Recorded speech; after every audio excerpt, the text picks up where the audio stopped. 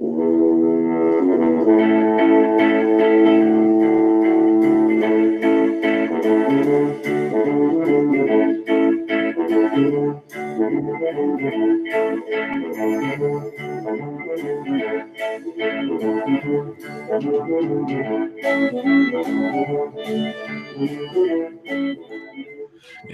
welcome to episode number 42 of About the Cards podcast, live tonight on YouTube, as always, with my host, Stefan Loeffler at Junk Wax Twins. Oh, hi.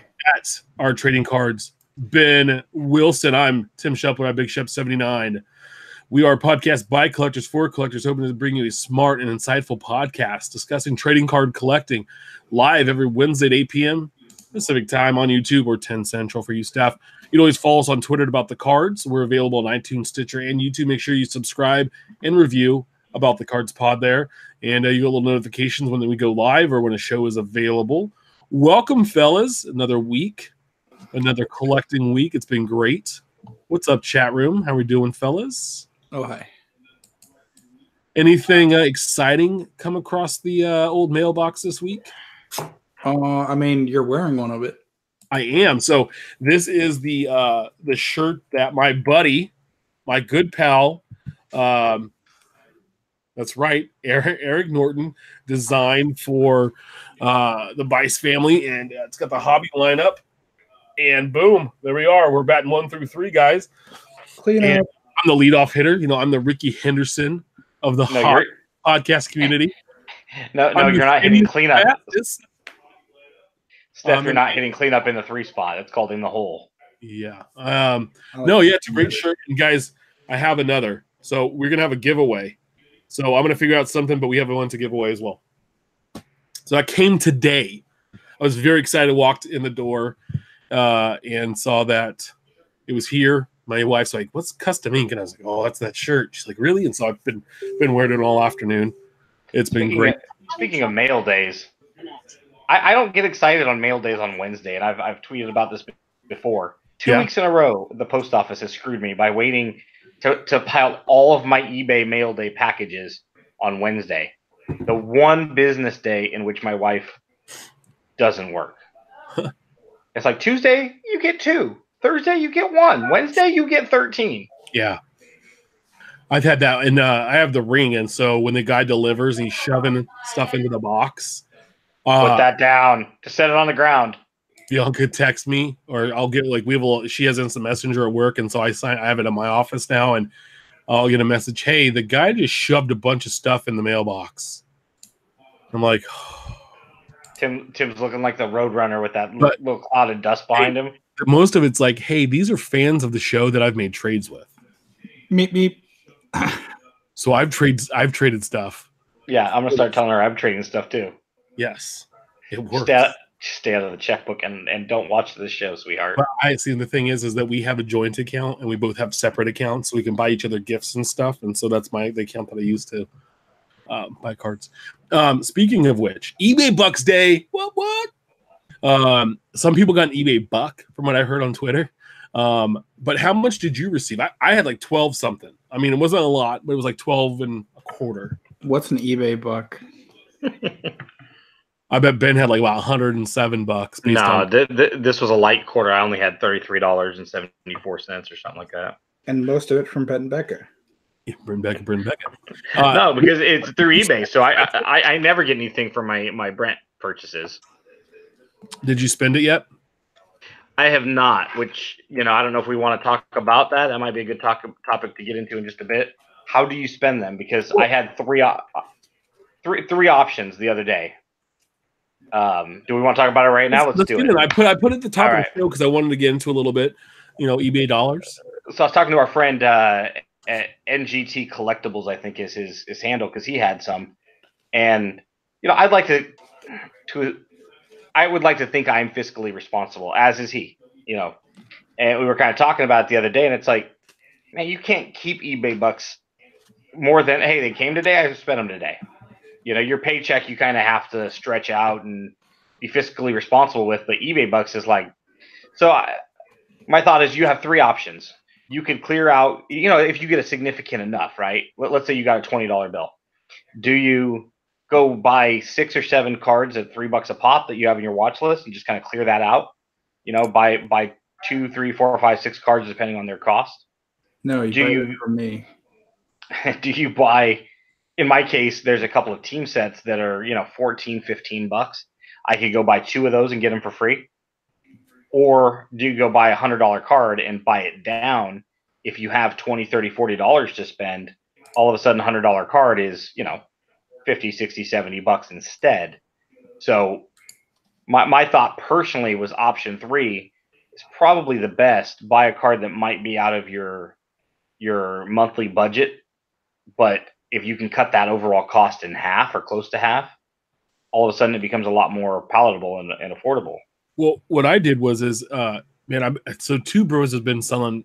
They had like 200 and something odd Garrett Hampstead rookies, and so if you buy 15 of them, you start to get a disc, or 25 at a time, you start to get a discount.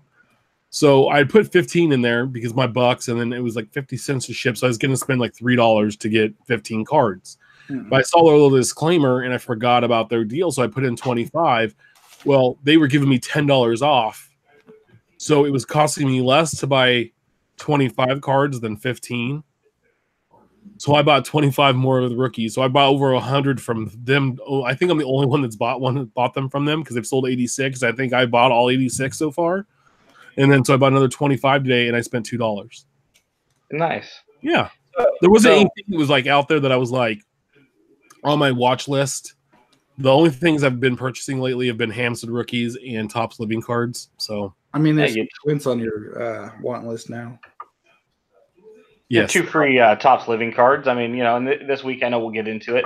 This week is obviously a good week to have had some free money to spend if you're a collector of Topps Living, because a decent lineup. So, if you want to grab and $12, I think Ivan watched the breaks. I think he said he had something like $77.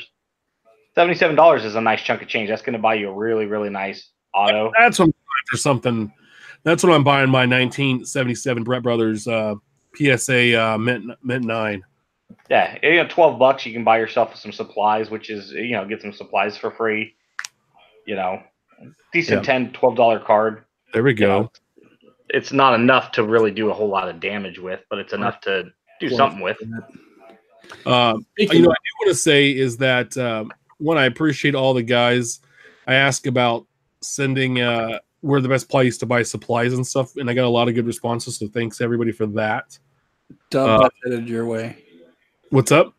I said, Dub, that's headed your way. There we go, a little wrong Gant. For free, no less. But speaking of Dub, speaking of Joey, Dub mentality, he's sending me a Daniel Mengden auto from Gypsy for free. I'm getting a Donruss Elite Extra. Donruss.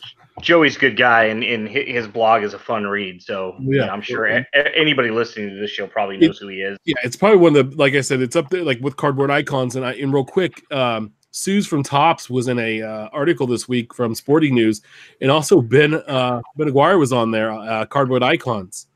And so it's great to see someone that participates in the show, and that I find is probably one of the best follows on Twitter, and one of the best blogs. I love reading, like I said. And he's always now getting into the game news balls. He got one the other day of Xander Bogaerts got a double the day he extended his contract. He was at the A's Red Sox game, and he's a Red Sox fan, but he's been going to opening day the last couple years down in Oakland, and always tweets about it and writes stories about his experiences. So that's pretty cool. So Steph mentioned I owe him some Twins. We made a bet on the Royals Twins series, and I owe him like $10 with the Twins card. So what, like 3 or 4 monster boxes, I guess now. Exactly. Yeah, I'm fine with that. So the week that was, guys, last week's release is Topps Living, the 55th week we've had so far. We sold 14,300 and some change cards. It was led by card number 163, Bryce Harper, bat flip man, outfielder. Philadelphia Phillies sold 8,200 cards. He put him in a 22nd spot overall. Out of 165 cards, he's up to 22. His Nationals card, which was card 13, so early on, sold over 9,500. So there's about almost a 1,300 card difference. But he places 18 on the list with that one, 22 with the Phillies. I was a little surprised it didn't outsell the Nationals, but again, the Nationals card was like at the peak when this really released. That was one of the first couple weeks where people really started to hop on the bandwagon last year. Card 164 was Sean Reed-Foley, the rookie pitcher of the Blue Jays, sold a few over 3,000, put him in 153rd place. And cards 165, former MVP Ryan Braun, outfielder of the Brewers, sold 4 more cards than Sean Reed-Foley, placed him in spot 151.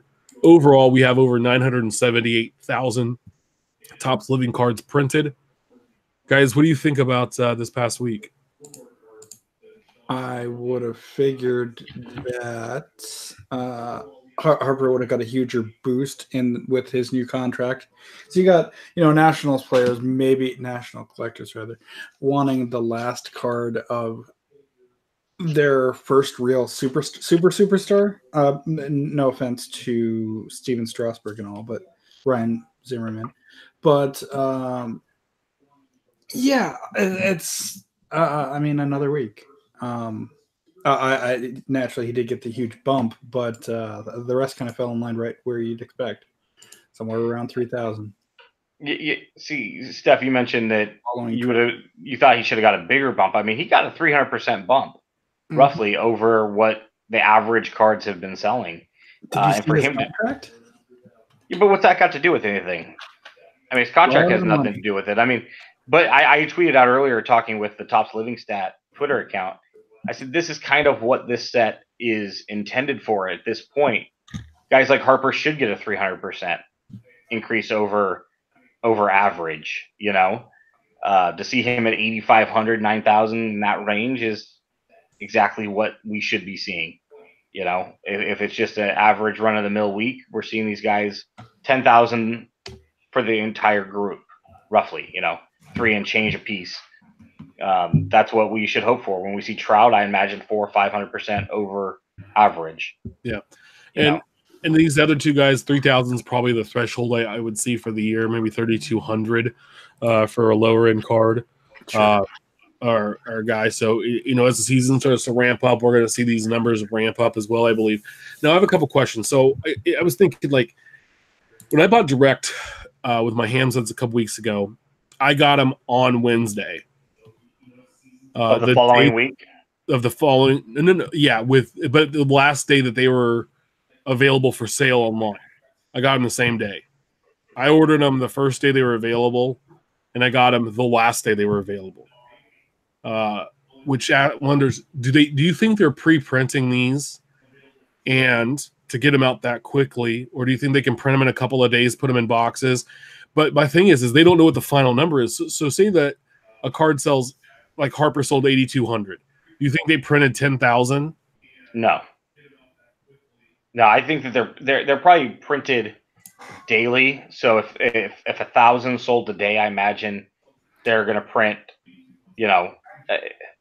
They probably that seems like there would be additional cost to run multiple print runs. Well, I would imagine that they can probably see more than we can as far as current day sales, as far as running total. Oh, I guarantee they can, through the site, because they're hosting the site. Well, as long as their site doesn't get hacked. But no, went there. No, you could expect them sheet size and whatnot to be printing left, right, and center. As far as the huger names like Harper, who's going to have, was it 8,200 and change. Maybe to get a little print run started, but it'd be interesting to ask him at the national. So let me turn this around and ask you guys this then, because there are so many people like Twins Jake and Bowling Freak and a few of the other popular Topps Now sellers. Sure. What percentage of these happen on day one within the first 24 hours? If the print run is 3,000 for any given card, how many of those do you think happen within the first 24-hour window? Are you suggesting that they need stamping the first day printing? I'm just to me, what'd you say, Tim? 45%? Yeah. Somewhere. See, I would think closer to like 80%, 90% of these. I bet there's not very many sales on day 4, 5, 6, and 7. Not directly through Tops. I think most of those sales happen between Wednesday and Friday of the initial week, that first 72-hour window. So I bet a lot of these cards go to press on Friday. Or the weekend. They go out on Monday. They go out Saturday, they go out Monday. And that's how you got yours on Wednesday.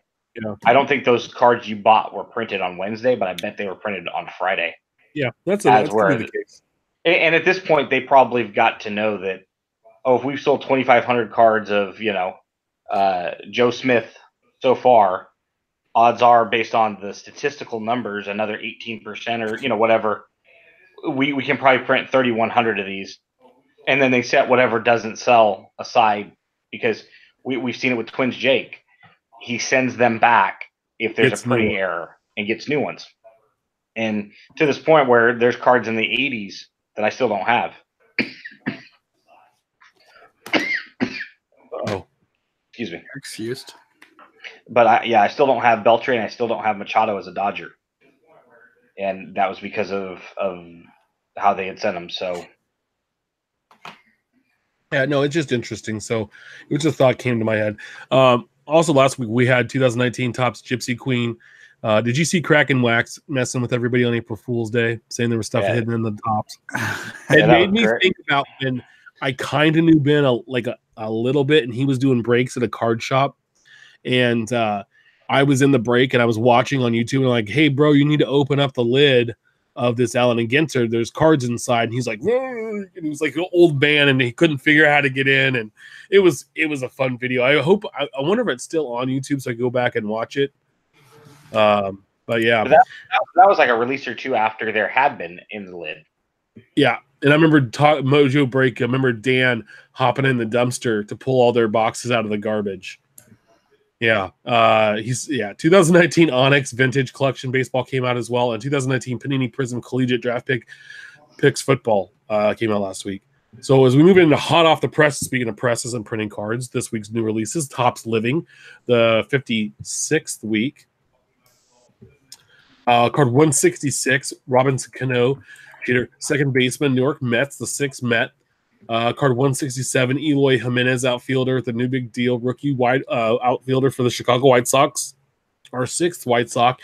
And card 168, Matt Carpenter, third baseman for the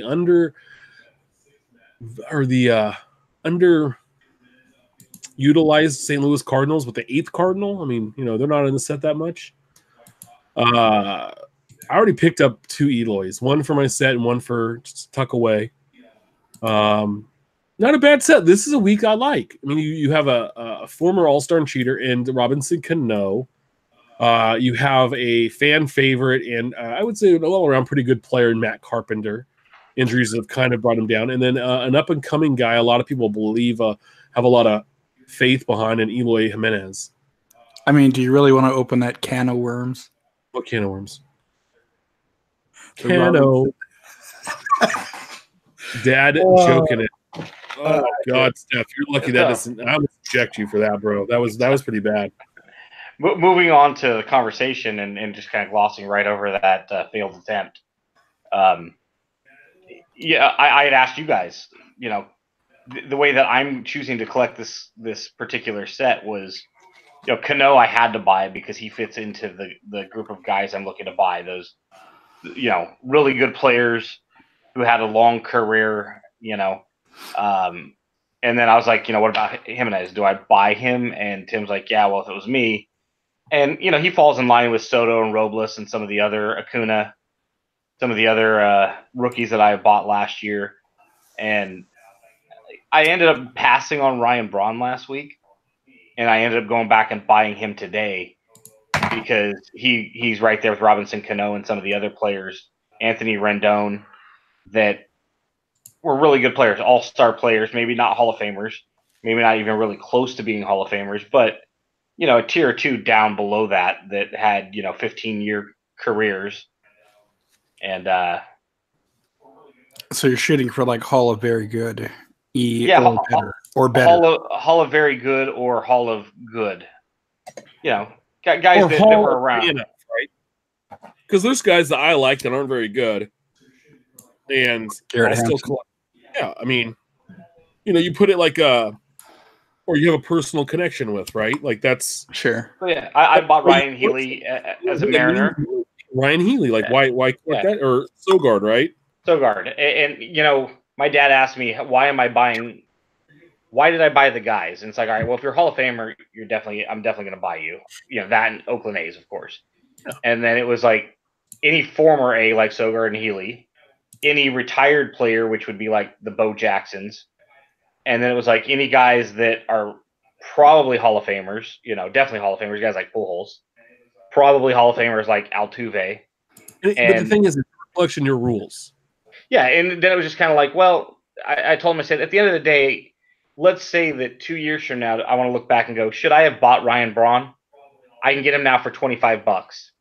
Am I ever going to look back and go, I should have had Braun and Cano? And as long as the $5 isn't going to kill my bank account, grab one or two. Sure. It's like there have been a couple weeks that I didn't grab guys, like I didn't grab Freddie Freeman or Zach Greinke, which I suppose would have fallen into that same group. But it's like, hey, buy who you like. Ryan Braun, he's got a big smile on his face.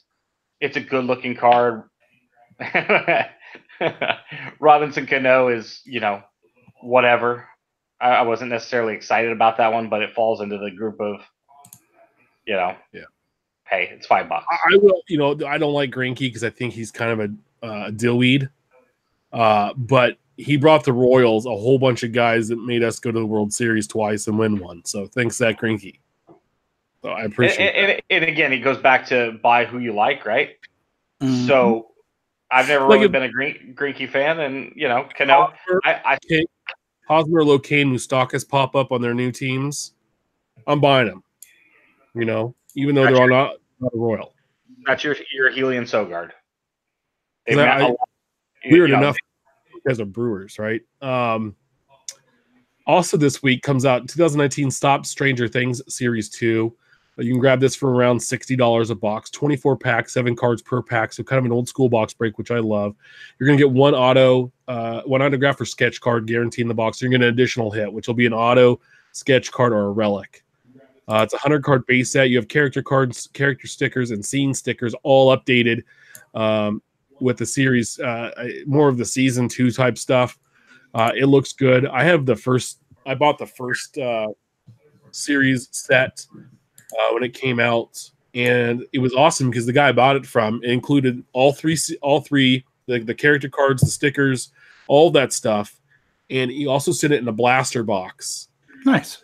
And it was 20 something bucks for the full set with all of it, every card that was released, no autographs, no hits or relics, whatever. But it came in also the blaster box, and it was all nice. It was super duper nice. And I was like, man, it was as cheap as buying a blaster, and I got a full set. And that's what I wanted. And I loved it. It's the heritage stock. Right. And it's a good looking set. So you guys excited? I know Ben got some last year. I have a huge portion of the set. I need to put it together. And naturally, Angela's probably going to want to continue on to season 2, series 2, as it were. It's one of my favorite. It's also one of my favorite shows. I mean, it hits everything for me as a kid.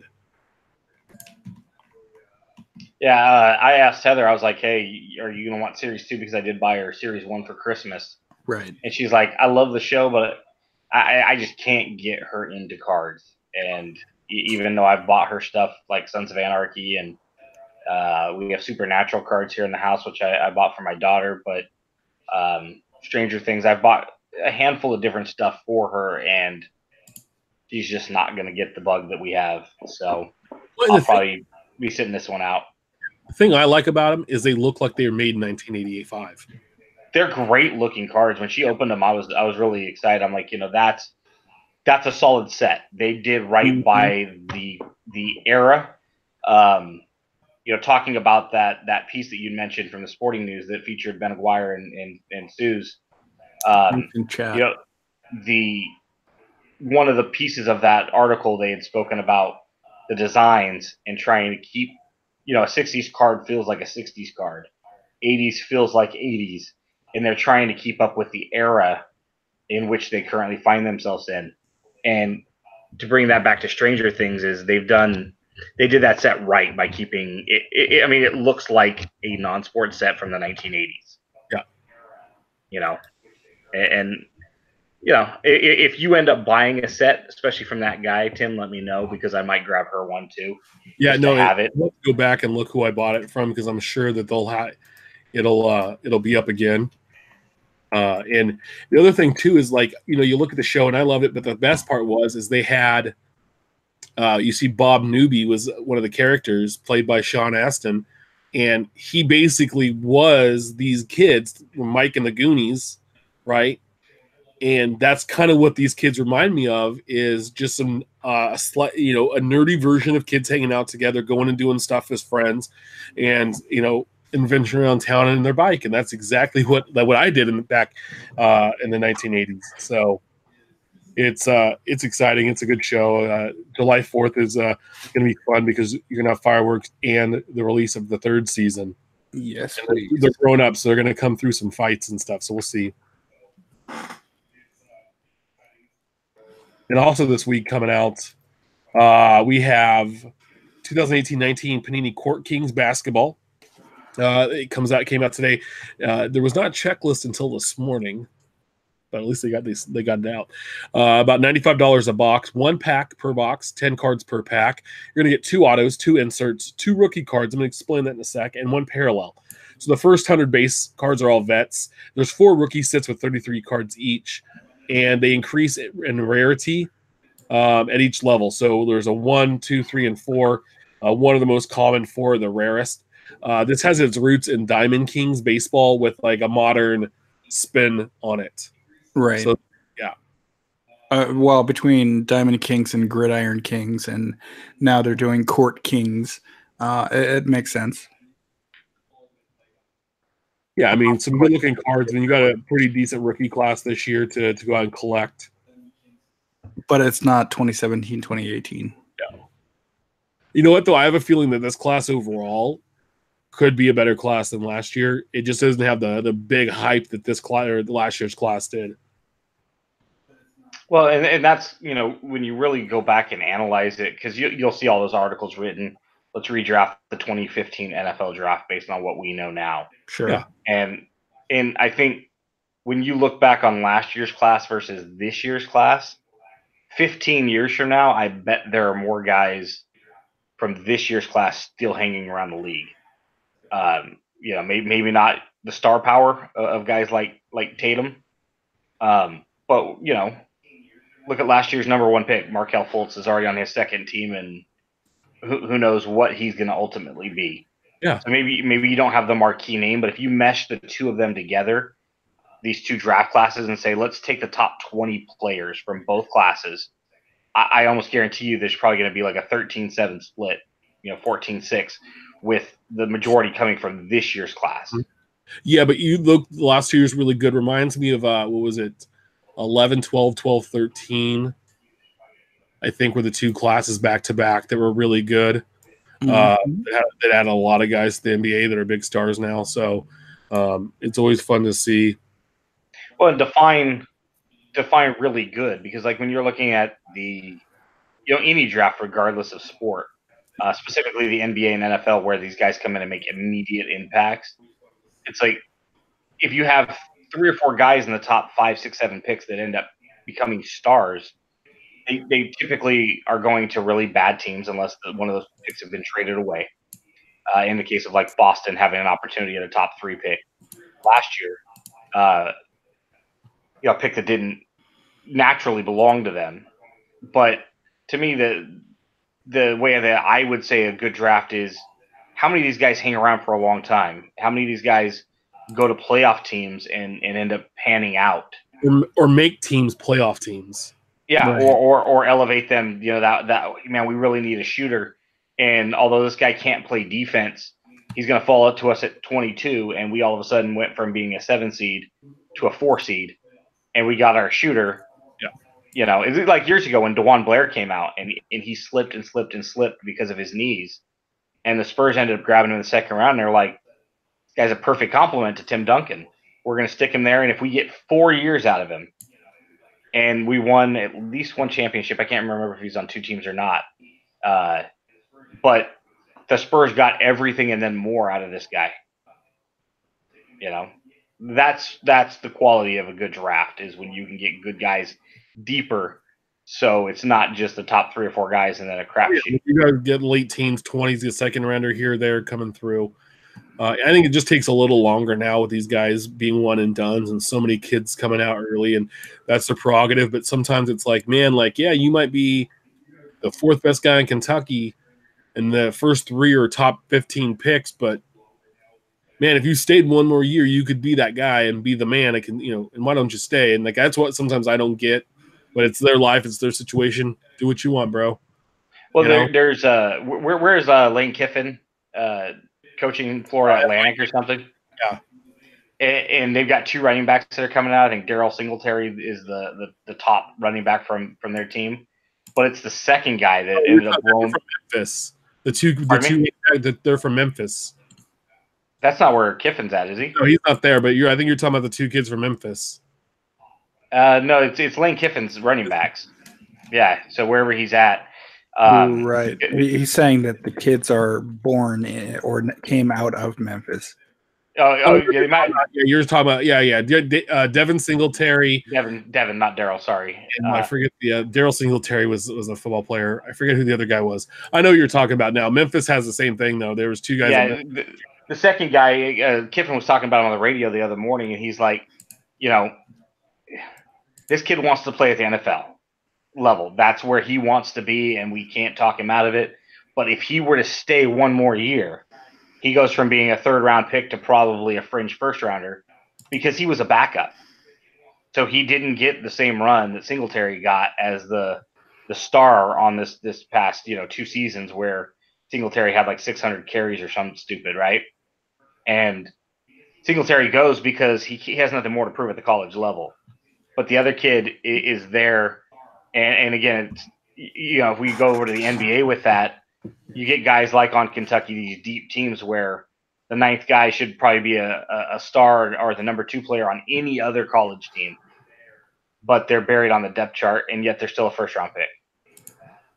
I have a quick question for you. So I was listening to Sports Card Radio's latest podcast. It was like a 2.5 hour episode. And he doesn't have them very often, and about half of it's sports cards. The other half is with some really good stuff about business and doing things and making your 2019 the best year possible. And I really liked it. But he said that Luka is garbage, and he's a stat filler right now. But we're going to look back at him and go that he'll never be that superstar, that guy that's like, he might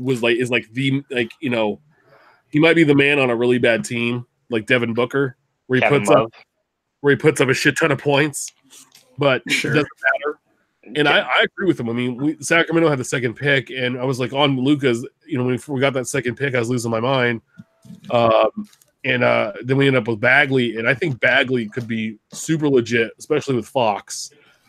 And Aaron Kane in the chat says he also thinks Lonzo's great. Yeah, well, Lonzo's trash, and that's partly because I think he's a Lakers fan. But Luka, I don't think he's gonna be trash, but I think this guy's just a stat filler. He's probably Kevin Love with the Timberwolves, right? Yeah, a guy that's probably not nearly as good as we think he is, but. Luka's got one thing going against him, and that's that he ended up in Dallas. And because he's an international player, he's going to be in Nowitzki's shadow his entire time in Dallas. If he ends up in Indiana, he's looked at considerably different from the greater scope of things. Now, to speak to your point about Bagley, I think Bagley was the better pick for the Kings. And you see that all the time is I think Luka kind of tramples on and overlaps a little bit of what De'Aaron Fox does for Sacramento, where Bagley doesn't.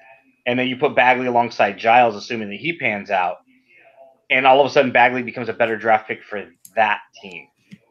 You see that all the time in the NFL. This player is a situational passer, 4-3, and he's putting a 3-4, and they're going to try to convert him, or all of a sudden linebacker's now going to have to put his hand in the dirt, and it just doesn't work out, and you impede these guys' potential and progress. I don't think Luke is trash, but I think there is a little bit of truth to what he's saying. I think we'll look back and go, yeah, I don't think he's going to be. We're going to look back and go, man, we shouldn't spend all that money on those Luka cards. no. But hey, it's like Jeremy Lin, right?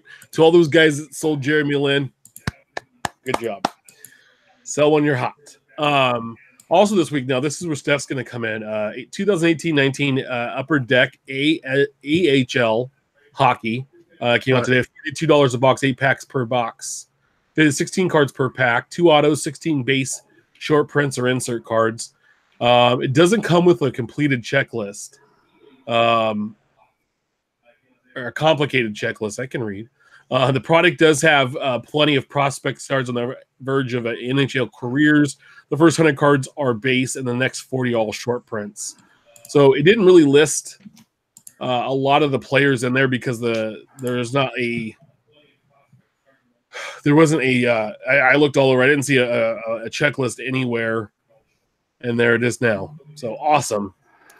Looking at the names that I see, you have the ex-Wild Olofsson, but Kakinen's a huge name. Well, I see a Suter on there, so he's probably got to be good, right? Eric Comrie just shut out my Wild and essentially killed our season. By the way, I like that Philip Gustafsson. If I ever had an alias, I would spell it the same way. Right? It's F-I-L-I-P. That's legit. That's a great first name. Wonder Boston. who he plays for. He probably plays for New York, Of course. It's like when Dallas Goedert, the tight end last year, got drafted by Philadelphia right before the Cowboys, who needed a tight end. Yep. It's like, that's brilliant. Dad was a giant Cowboys fan. That's brilliant. I mean, so these are going to be guys that are like right? Triple A equivalent in baseball. You have like the NHL, you have the AHL, and then you have like the foreign Russian European leagues. Please, Kaprizov, come to the U.S. That's another point for another day. But I mean, I'm seeing a few names that I recognize and a few names that have made the call-ups in the last little bit, like Kokinen. Not related to the one you're thinking of. Carter Hart. Kiefer Bellows, I think, is Brian's son. These are players that are just now breaking into the league or will be soon. It's kind of a nice, like, an equivalent to baseball. The Topps minor league set. Yeah. That's a good comparison. Okay, cool. Awesome. And then we also have 2019 Leaf Metal Draft Football. It's supposed to come out a couple weeks ago. It's going to come out Friday.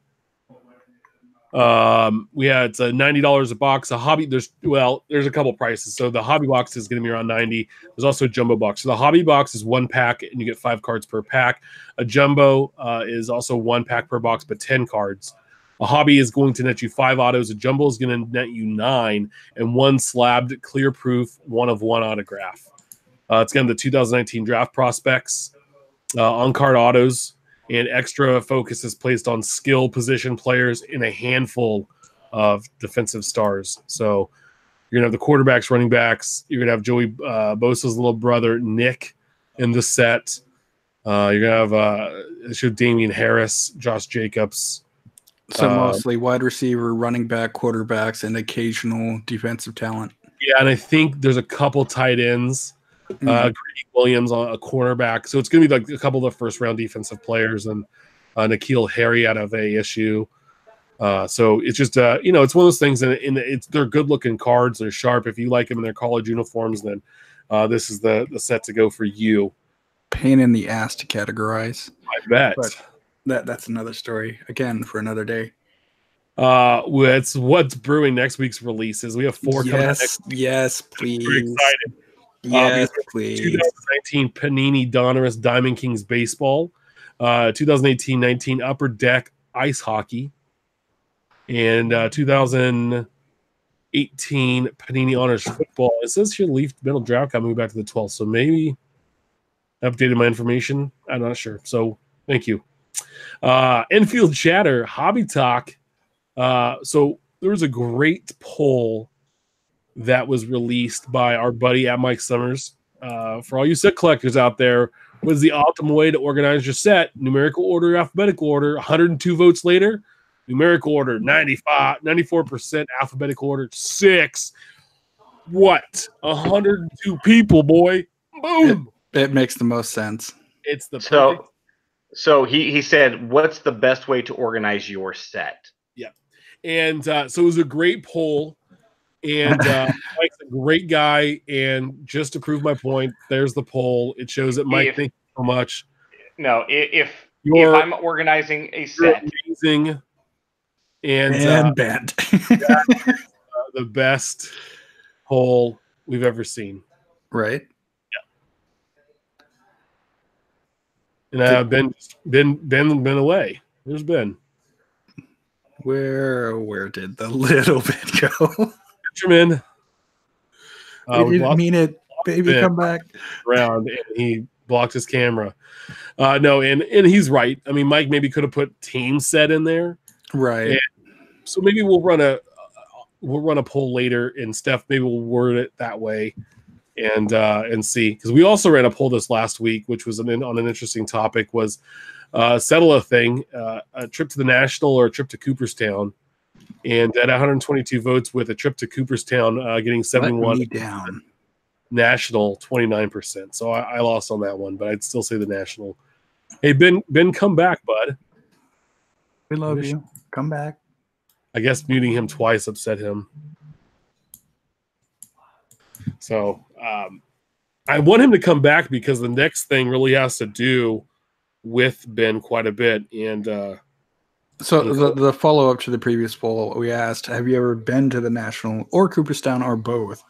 19% said the National, 63% said Cooperstown, 18% said both, but that's only a fraction thereof of the actual vote, 16 to 122. How do you feel? I mean, you've been to both. I've been to both, and like I said, the National is its own beast, but I like the rotating. You never know what you're going to find that day. Cooperstown is nice. Don't get me wrong. Go once, or if your favorite team, favorite player has somebody coming up that's going to be inducted, go then. I'm sure All-Star Weekend would be different, but as a museum, it's okay once. Yeah. I still think the National. So Ben, what do you think? Would you want to go? What was your? I don't remember what you wanted to do. Was it Cooperstown? I think you said Cooperstown. Yeah, I would prefer Cooperstown over the National, and the reason being is the National costs too much money for somebody that lives on the West Coast. If it was in San Francisco, if it was in Los Angeles, it makes it more palatable for somebody. Vegas.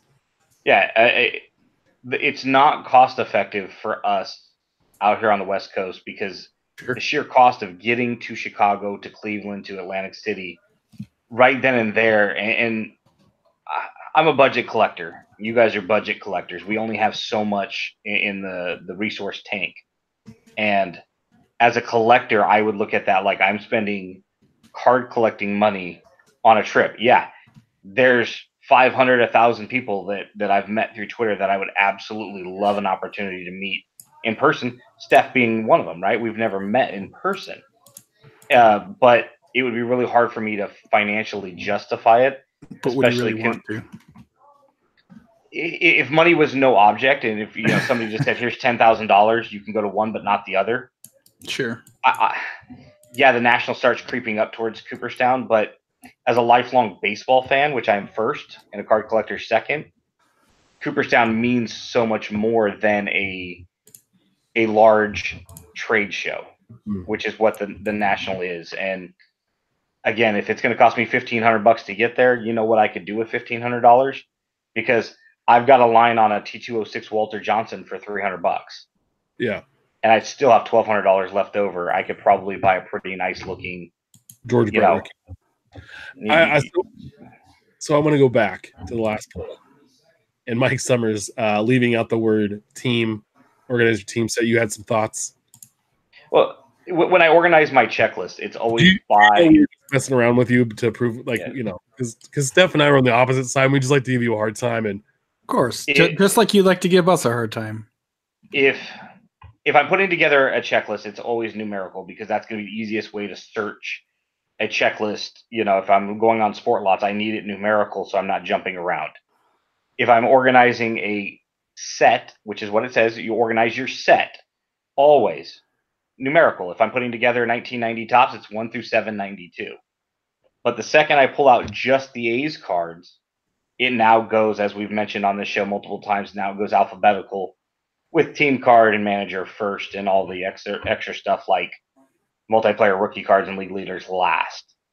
And, part of it is if I'm going through right now and I need to look for a McGuire in any random set, I always know he's going to be right in the middle. He's always going to be on page 1 or page 2, at the beginning of page 2, if say it's a 25 card set. And going by alphabetical, it just looks nicer for a team collector because it is arbitrary, as I've mentioned on here before. The randomness of how they numbered it as part of the numerical set, with the exception of things like Fleer, which is beautiful. Old school Fleer where it's both alphabetical and numerical at the same time. So, team sets. Your collection, to me, but at the end of the day, I don't care if you put them upside down and backwards. Yeah. I just want to say 4 votes in, 100% for numerical order. Somebody brought to our attention the other day. I think Tim and I were the ones that were tagged on it. Do you put penny sleeves around your cards before you put them into your 9-pocket pages? No, I'm not a weirdo. He goes because I do, and then our friend Nick brought up good points about star stickers having been ruined. He's almost got me convinced to put all of my 50s Bowman, in particular like 49 and 50 Bowman, into sleeve, into top loader, and into 4-pocket pages. Okay, so I have a question, guys, and you guys didn't answer me. I put this in the DM. So my update set over here to my right, I have my 2011 Topps update set, and my Mike Trout's in there, and it's a really pretty Trout, but it's in a page.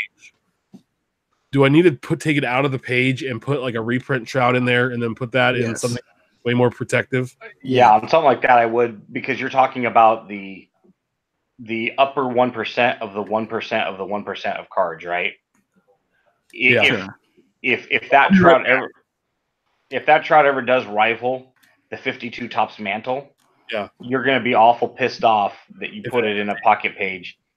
To me, as a team collector, going back to the late 80s, we would have our 1989 Topps base set, 792. And then we would collect a second team set for a team binder. And we would put all those in a team binder. So that's kind of how I would look at it. Yeah. If I was to ever get a T206 Eddie Plank, I have a porcelain one sitting with the other 21. I've got the complete team set from 1909 with the exception of that plank, but I do have a porcelain one holding its spot. I probably would keep that plank out of that page for safety reasons, and Well, and to Ben's point, it's not like it's a Ben Grieve or a Todd Van Poppel. Yeah, I mean, you're not gonna super protect that card. Whereas with the Mike Trout, you probably should put it back in the Mag Touch that I sent it to you in. Yeah. Not to call you out or anything, but no. And the thing is that the reason I was looking is because I just kind of want to see what they're priced at. And holy smokes. In the year since we made that transaction, or less than a year, I was kind of like blown away of where that card has gone. Sure. And so that's it. So I just one of those things. So maybe you have to do that tonight after the show. So Topps opening day, we talked about it, and I think, God, I was at the card show this last 2 weeks ago, and they had boxes for $25 for a box. And at the LCS this weekend, I almost pulled the trigger on buying one. But I was like, what am I going to really do? You know, I had my team sets.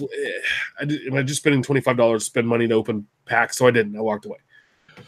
But I think it's been a kind of underrated set. But this week we saw some stuff about the Myers had blisters, and I didn't know that they were going to have them again like they did for regular Series 1, where they had the purples. Now, they're supposed to have we found a tweet from our buddy Philly Puck fan. Now, I think they're supposed to have 2 per, and these are some tweets. So 2019 Topps opening day Meyer blisters are in and undamaged. A lot of these blisters only have 1 or 2 purples, but at least they're not damaged. So far, only have 1 purple in each blister. At Topps, QC strikes again. Why is it impossible to put in the blisters what the blisters say there should be? 21 blisters, 20 purples. 1 blister didn't have a purple. 1 blister only had 2, not 2 packs, not 3. Absolute disgrace. At Topps, should be hearing from you again. You have 48 hours to DM me and reach your resolution. Read between the lines. As we know, he's a lawyer. But real quick, like I didn't know that they were going to release these blisters, and are they going to do them at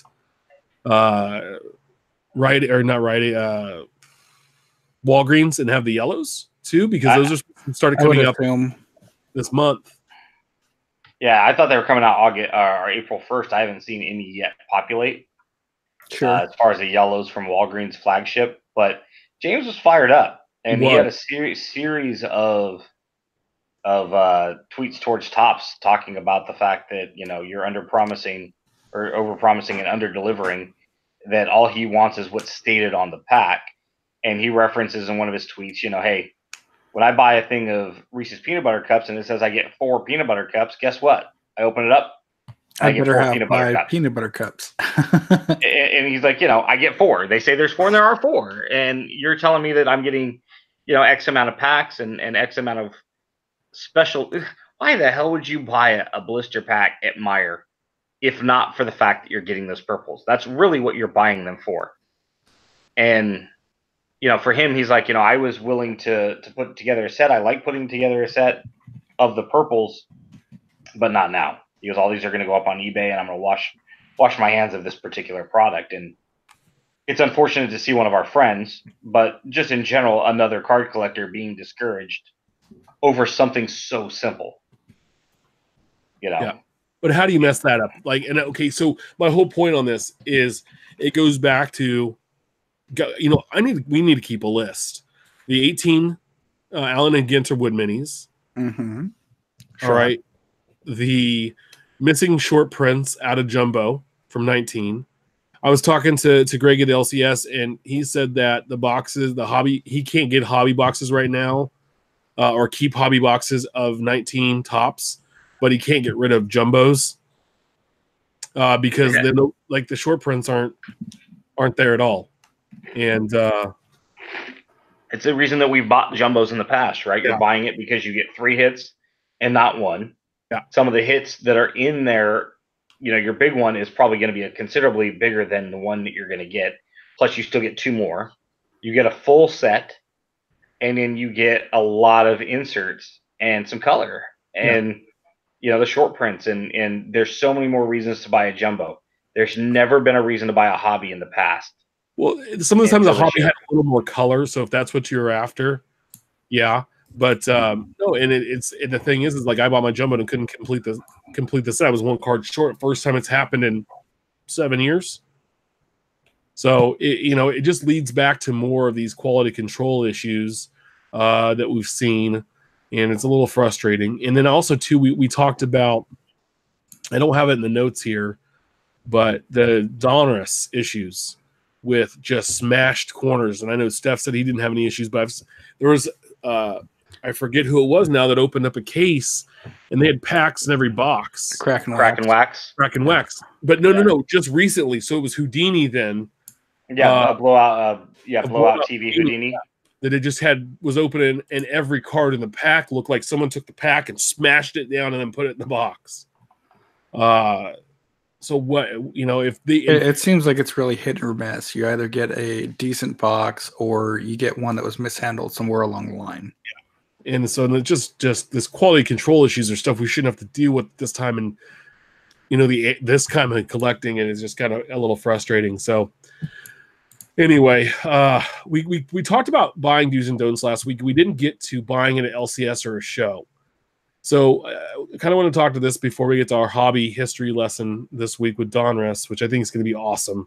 We have some really fun info here, but taking a look back, when you buy at a show, so there's a couple things. Like going to a show and going to an LCS are a little bit different in shopping, but you still have a similar type interaction with the owner, the proprietor of the table, right? So a couple of things I think we got from people are frustrating is when their card's out and there's no pricing. Sure. So you have to constantly ask how much these cards are, but then the fact is like if you have to ask about a price, can you really afford the card in the first place, right? And or at least they don't have a sign as a pricing structure, like buy 6 cards get.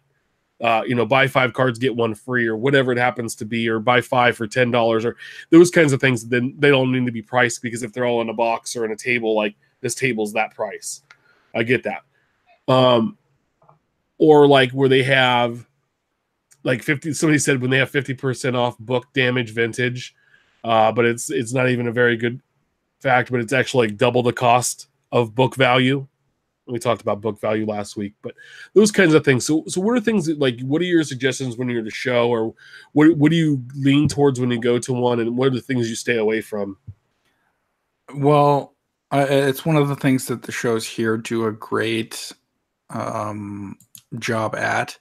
If I'm going to go to a show and dig through someone's box or their showcase, the cards better be priced. Or at least, this box, 50 cents, this box, nickel, this box, this prices unless otherwise marked. Because that kind of sets your tone for when you have a stack of 50 or so and you can go, this one's $1. Okay. So I've got like $30 in this, a few $quarter cards, a few of these. So I should expect to pay this. Well, I came with this, so I can put a few back or try to bargain with him. It's a nice thing that you should almost expect at a show.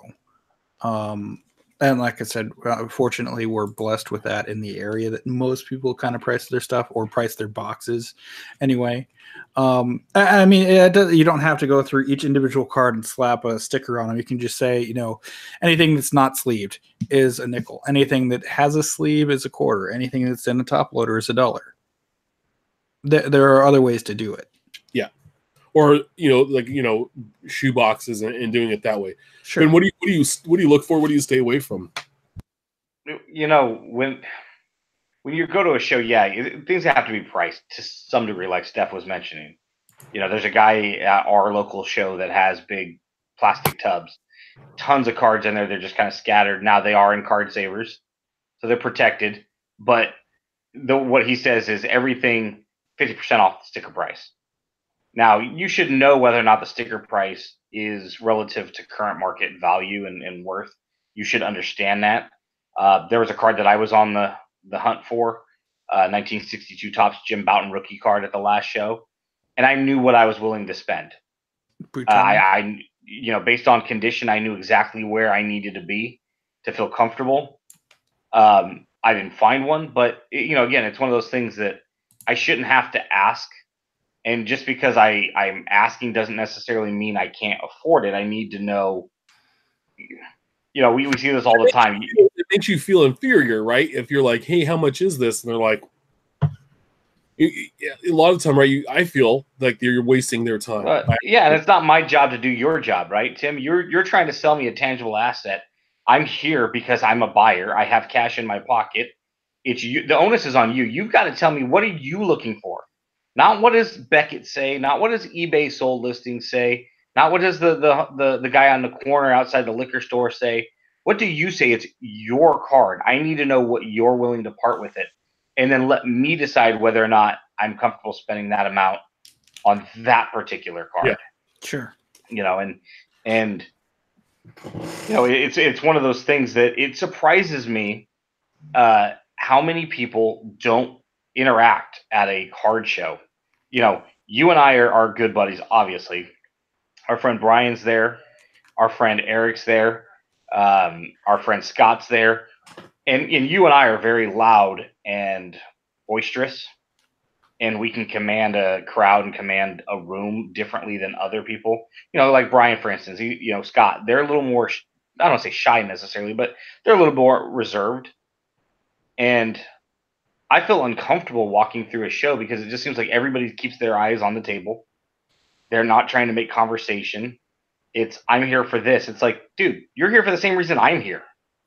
We're giving up our Saturday morning to drive across town to go to a baseball card show. I mean, I just got driven off the street, so.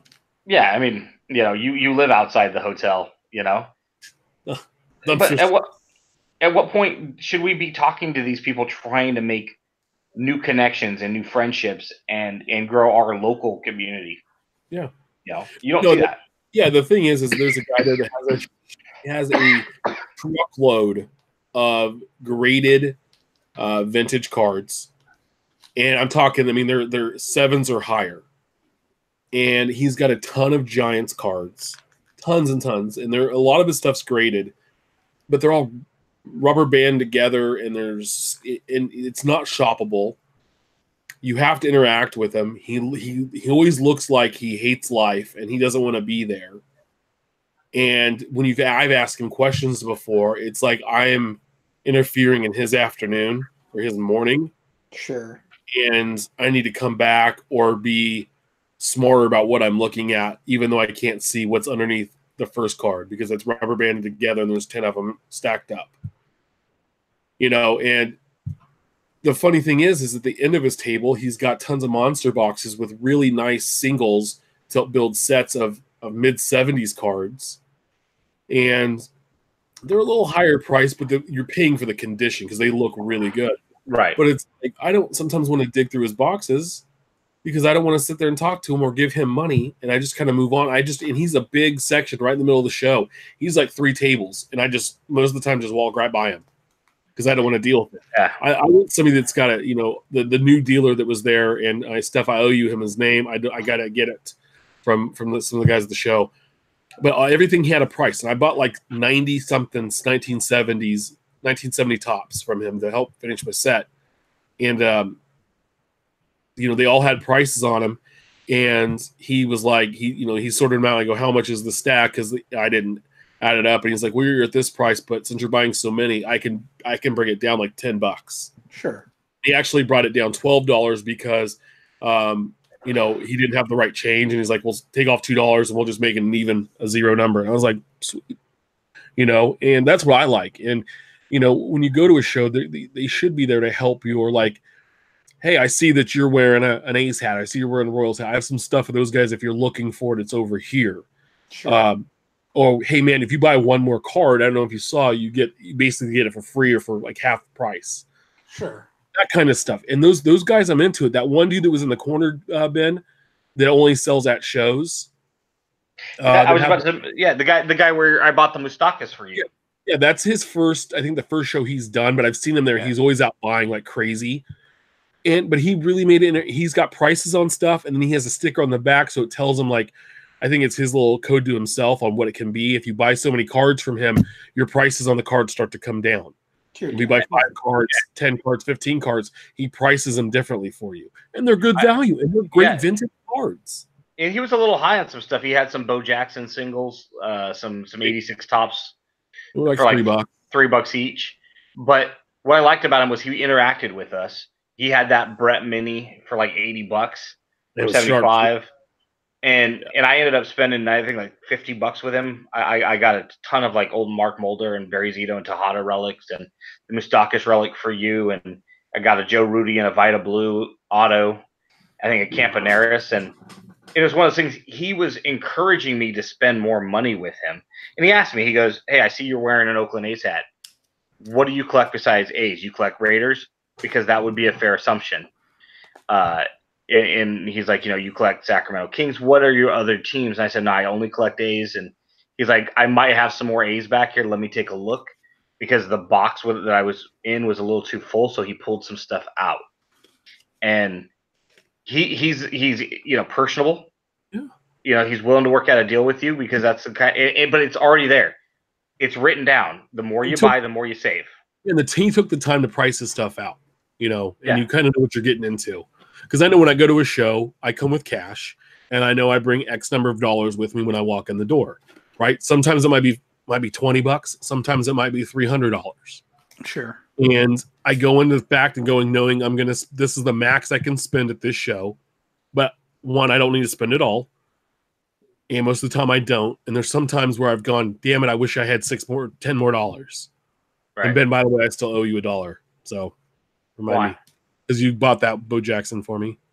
Dude, it comes out in the wash, bro. We're not going to be penny pinching over a Bo Jackson card. Maybe I wanted to hang out with you and buy you $1 cheeseburger or something. But yes. Okay. We're in California, so $1 cheeseburger gets taxed at 160%. Yeah, so it's like a $6 cheeseburger. Well, maybe Ben will just coincidentally leave his wallet at the house again. Yeah. No, but I like, our good buddy Mark McCrae, who brings a lot of Sacramento soul on stuff, a lot of local stuff. He's the guy that Steph, if you're ever in the market for a T206 Johnson, he's our guy. He'll hook it up for us. And he's like, let me know. I can probably grab one for about $250, $300. But a good portion of his stuff is not marked. Most of it is, but there's certain stuff that's not. But he knows, and he has a checklist, and he'll tell you, hey, how much is this T206 Eddie Collins? All right, well, I don't have a price on it. Let me take a look at the condition. I've got it at $240. I'd probably do $220 for you, Sure. And he knows his stuff. That guy Tim mentioned, he's a jackass. I would never buy. I might have bought a Jim Bouton rookie card because I needed a Dan Pfister for the Kansas City A's that was on there. And I ended up picking one up last week. So, but at the show, if he had one, I probably would have bought from him. But he just, like Tim said, he just doesn't make you feel like it's just like walking past him makes you feel like, don't look at my stuff.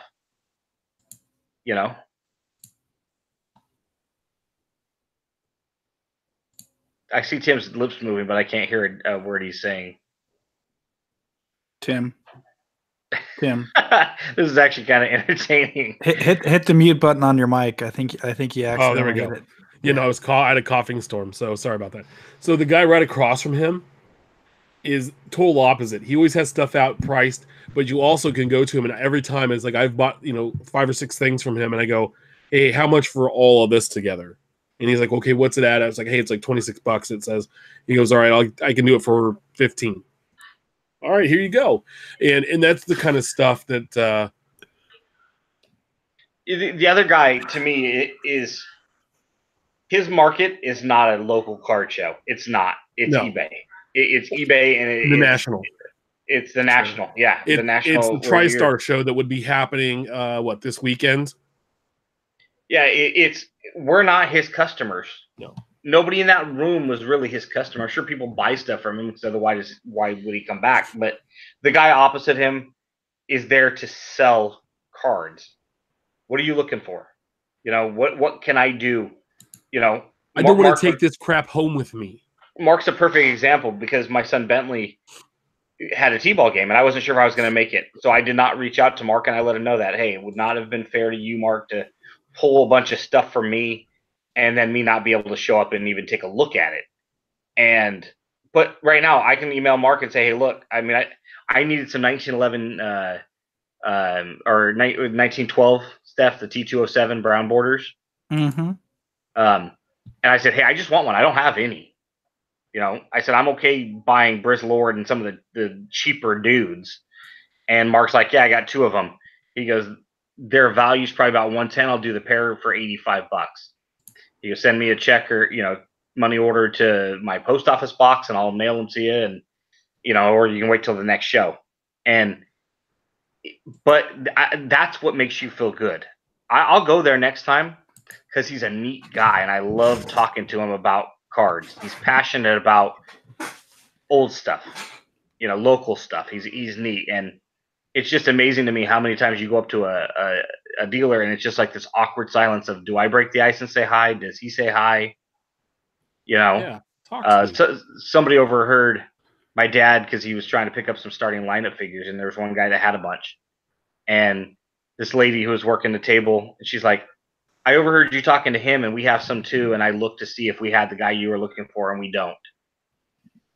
How all of a sudden I want to buy something from her table more than I did 5 seconds ago. Yeah. You know, because she was interactive with us as a customer. She's looking to make a deal. She was looking to see if she could close the sale with my dad. Hey, we got him. How much you looking to spend? Let's move stuff. Yeah. You know, Yeah. shows are supposed to be fun. It's like I as much as I love you guys, I can't believe that nobody else is there trying to make connections and want to. Oh man, if I had the stuff to sell like that, I would be loudmouth. Everybody would know me. I'd be shaking things up. I'd be having games. Like I We would should make. probably we should get a table at the next show. Sell some of that crap behind you. Those I'm getting there. 84s. I'm getting there. Anybody wants some 84 Fleer? Come see me. I'm your boy. No, but no, and so I want to talk about LCSs. So too, like I think that there are two things with LCSs. There's really good ones, right, that are modernizing and adapting to the current market, and then there's the old ones that have been around for so long that aren't, and they're run by the old crotchety guy, and all of his stuff is piled to the ceiling and is priced like it was 1987, and you want to buy so many of his Topps football sets, but they're priced at $70, and you have like 15 of them, and it's like, bro, like if you brought the price down, maybe you'd sell one of them. I think you just have the store to be a hoarder. No, but so like when you go to LCS stuff, what are you looking for? What do you expect to experience? And what don't you like when you go in? Well, locally, I've kind of run everyone out of what they have, at least as far as what I need. There's a few issues that have popped up as far as how the vendors have done things. So for the most part, two of our 4 major shops, I think, run it where there's one major owner, but they have a vendor deal going on where, you know, they lease out a corner of the room to people to come in and sell their stuff, which is fine.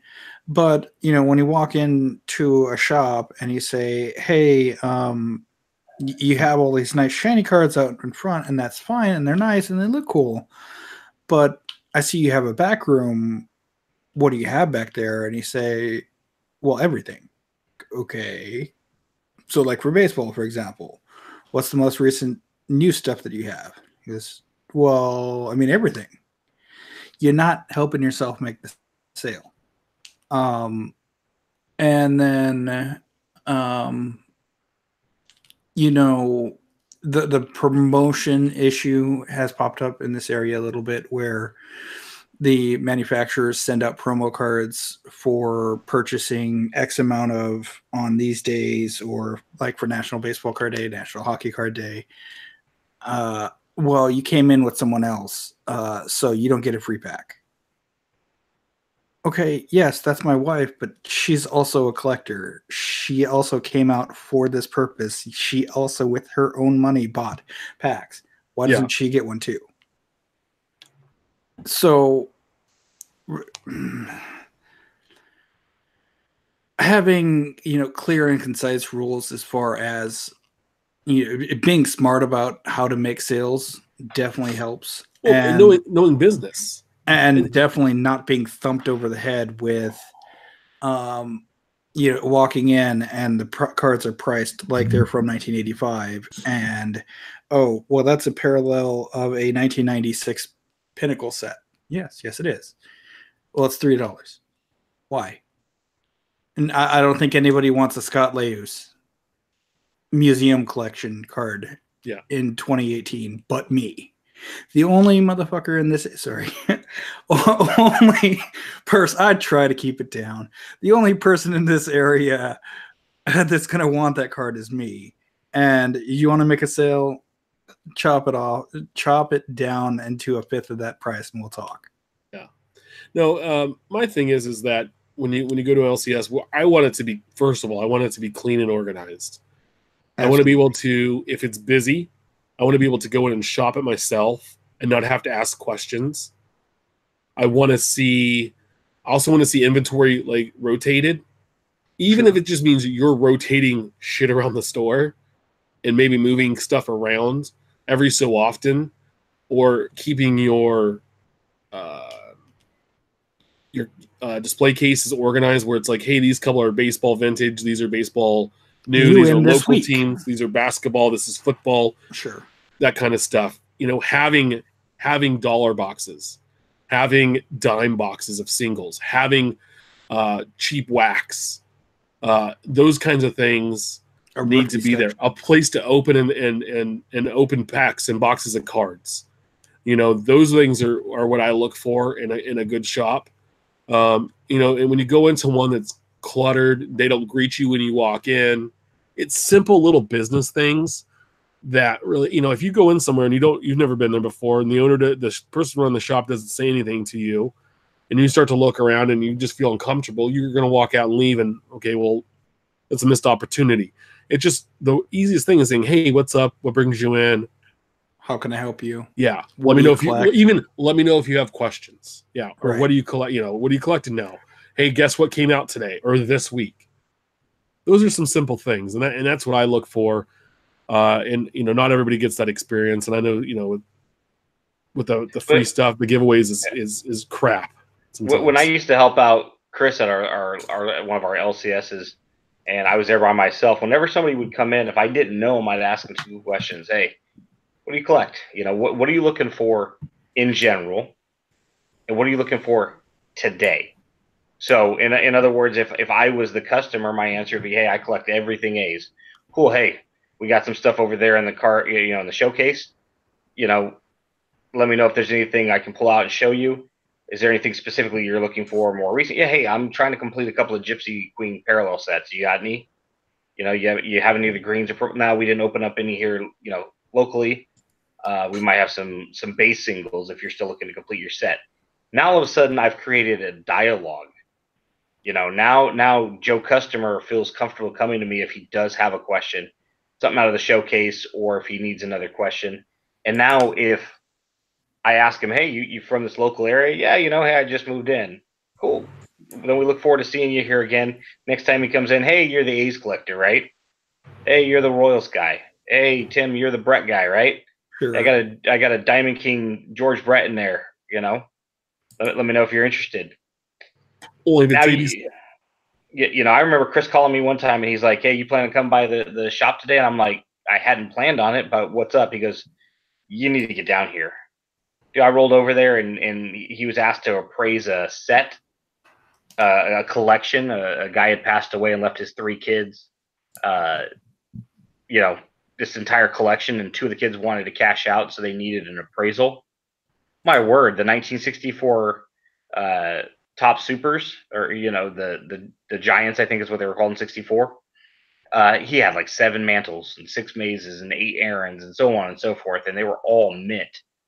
And it was just like, sweet Lord, as you're turning page after page after page, and grueling, and seeing it all together in one collection, it was amazing. But see, he knew that I would have wanted to see that. Yeah. And I'm like, I saw a couple things. And I'm like, is this stuff for sale? And he goes, I don't think so. Why does he need 7 mantles? What's wrong with just 6? I'll pay, you know, what it's currently worth, or, you know, 80% maybe. He's like, yeah, right now we're at the stage of just let me appraise it. But that made me feel good because Chris reached out to me knowing that I would be interested in seeing something you're not going to see again. There's a comment in the chat from the great Rick Wilson. The friendly dealers sell more cards because you like to buy something from them, whether you need it or not. That's probably true. You typically go to those guys over and over again. And, and really smart man, so you got to listen. He's a huge collector. He's a huge collector, and I told him I would grant him collector status if he buys us a box of Twilight Zone, which Ryan Cracknell just tweeted out. It's coming out by Rittenhouse soon. But, you know, I've been at train shows where my dad sells, and he'll ask people, hey, Tim, what are you looking for? I'm really looking for this. I don't have it, but go over there to that guy because he probably has one, or I saw one on his table earlier. He can find one for you. And and he's a traffic director. Hey, go over there, and that's cool. And those shows sometimes are bigger than some of our shows. Yeah, but open up a dialogue, because you never know what somebody has. Yeah, and that kind of leads us into listening and learning, and we're going to move into the hobby history with Donruss this week. And so the first show of every month, we're going to take a former, or maybe not the same manufacturer or what they were when we were collecting, I guess, kind of revisit their history and go through them. A lot of people know about Tops, so we kind of have steered away from that. So we're going to do Donruss, Fleer, Upper Deck, Score, a bunch of those brands, Leaf, and talk about them. So going back on Donruss, it was started in 1954. The candy maker Thomas Weiner, and later changed to Weiner, was renamed Donruss after the two brothers, Donald and Russ Weiner, merged their names to form the new company name.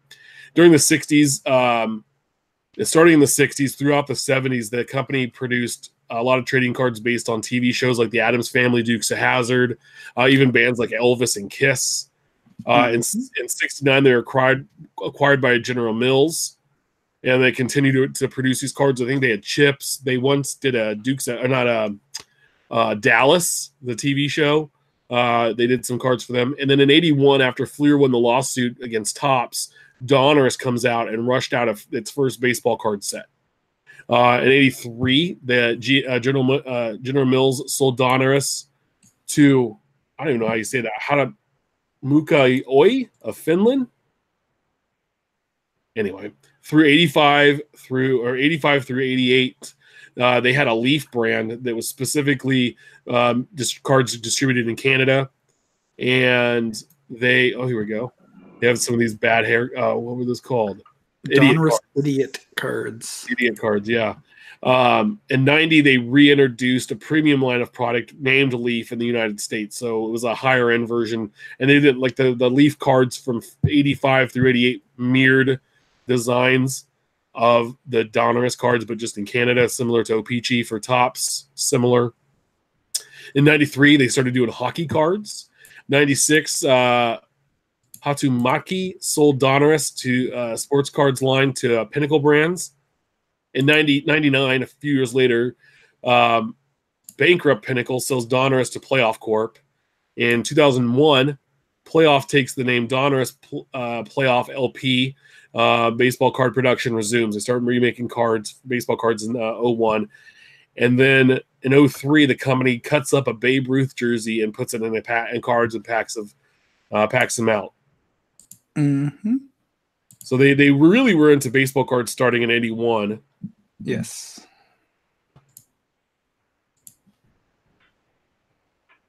And the first set was rushed into production. There were 605 cards. And the first printings were riddled with errors, most of which were fixed in subsequent runs. They are also if you've ever seen 81 Donruss or played with them, they almost have the feel of playing cards without the coating. They're really flimsy. There was not really thin stock. Not a factory set. The cards were actually shipped to dealers in 100-count lots, and then they were collated by hand. So basically, they were using vending boxes and sending them out. TCMA of New York handled all of their dealer business. And actually, Keith Olbermann of ESPN fame was actually a photographer for some of the cards in the 81 Donruss set. And he blamed himself for the set being so poor. That's good knowledge. In 82, they introduced the Diamond King. So the first 26 cards of the 660 card sets, they upped it, were made up of paintings by sports artist Dick Perez. It was the first year they had puzzles in the cards. That's because the first year in 81, both Fleer and Donruss had gum, and then in 82 they switched, and Fleer went stickers, they went puzzles, and it was Babe Ruth. Lawsuit. Yeah. And they went Babe Ruth. They also began selling directly to dealers, and they were the first major card company to offer factory sets for those buying in bulk. And there was a key rookie that year, obviously, it was Cal Ripken. 84 was cool because they added the rated rookies. Now, these cards came after the Diamond Kings, which is kind of how it needs to be, right? Diamond Kings need to lead off, followed up by your stars of every team, followed up by your rated rookies, which In that set were cards 27 through 46, and the rated rookies were chosen for a while by Bill Madden. At the time, he was a sports writer for the New York Daily News, and he's currently not there anymore, but he's a member of the Baseball Writers Association of America. And so he's a well-respected baseball guy, and he kind of missed on some rated rookies. If you go back and see, it's a lot of who's who and who. So, you hit and miss there. In 85, they brought Leaf to Canada. We talked about that earlier. It was basically to compete with Topps O-Pee-Chee. They were similar in appearance in the standard set, but they're numbered differently, and they had backs that were both in French and English. In 85, they had cards 251 and 252, which featured Dick Perez artwork of Dave Stieb and Tim Raines that were not found in the standard set. Mm-hmm. So pretty cool. Guys, what were your favorite designs? So, Steph, what was your top three going 3-1? What's your top three designs for Donruss?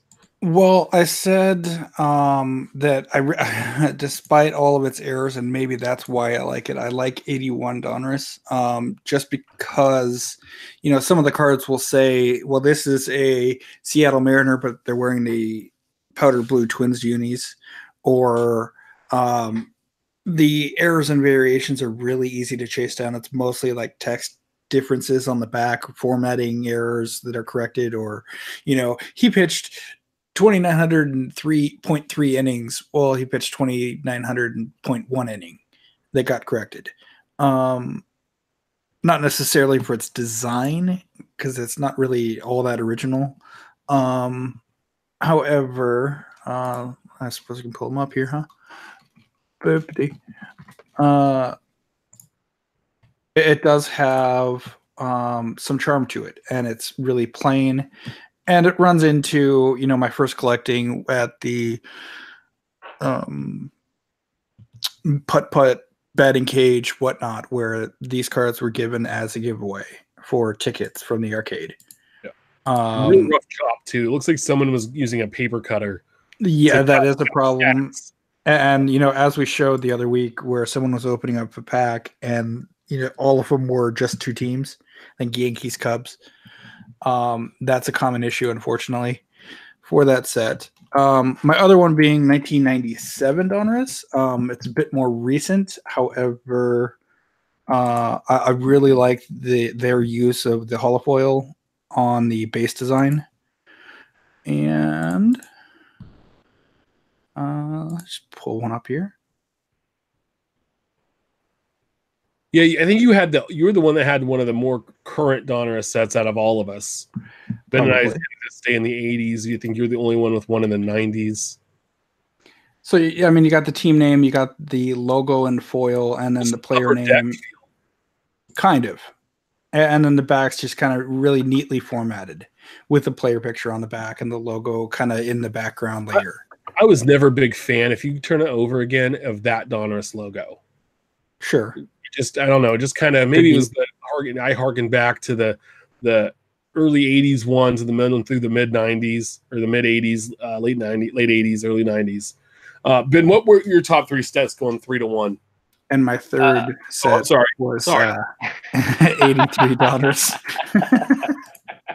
with the glove logo in the corner. Anything else, Steph, before we move on? I'm pulling up a picture, but you can apparently rotate into yours. I think Tim and I are probably on the same page with most of our 80 sets. That was when we were both collecting heavily as kids. Some of those sets being just a couple of years old at that time. I went back and recollected most of the Donruss team sets for the A's, and I haven't been impressed by any of the stuff that came out after, the first part of the 90s. My third best set, despite being on record as saying I'm not a big fan of 71 Topps just due to the black borders being the Conlon series, the Sporting News Conlon series from the early 90s. Black borders are so tough, but 85 Donruss is just a very, very good looking set with that black border. So the design they're mimicking this year? Yeah. This year's Donruss. And that's part of the reason I was so frustrated with Chad Pinder's photo being on the Matt Chapman Diamond King. I was looking forward to when I found out it was 85. I was like, oh, this is going to be a fantastic year to collect. And so that for me came in at number 3. Number 2 was an iconic Donruss set for me, being the first full year I collected in 87. It had the McGuire and the Steinbach rookies, as well as, Canseco, his second year card, another black border set, of course. Most everything that came out in 87 could do no wrong. 87 Fleer, it was just a beautiful year for card collecting all around. I nearly went with this set as well, just for birth year purposes. And I've ripped enough over the years that I definitely agree. It's a nice looking set. There's one set that I put at number 1 that to me is more iconic than 87. As far as aesthetically goes, I think 87 is probably the best Donruss set. But iconic, I remember going over to my Aunt Margaret's house when I was a kid, and my cousin David was sitting on the couch, and he had his binder on his lap, and he had 184 Donruss. Happened to be Don Mattingly, who was his guy. Ooh. And he starts laughing, kind of like, my dad gets frustrated because he's like, I've never seen that set. Remember Donruss being more of a regional thing back then. And we were just venturing into collecting. So it was probably 87 when this all happened. And he's like, it looks like a made-up set that my sister had made at the printing presses. And my dad was so pissed for whatever reason. And next thing I know, he's on a hot pursuit of trying to find all the A's from 84 Donruss for my collection before his sister found them for my cousins. And so to me, the Mattingly, the 84 Donruss just is more iconic than the 87 set. Yeah. So it's kind of 1A and 1B for me. Yeah. But since we have to pick a 1, 84 got the edge just due to its, how awesome it was. I went 84 with my third place just because it feels like 1984 when you look at it.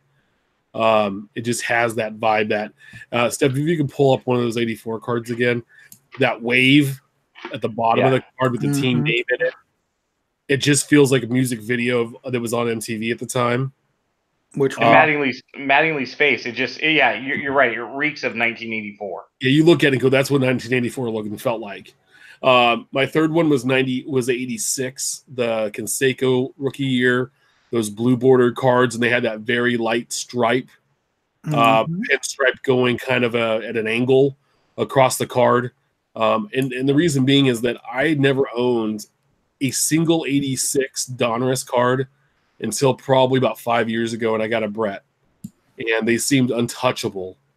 And here's as he pulls up the Canseco. This kind of looked like Max Headroom TV intro.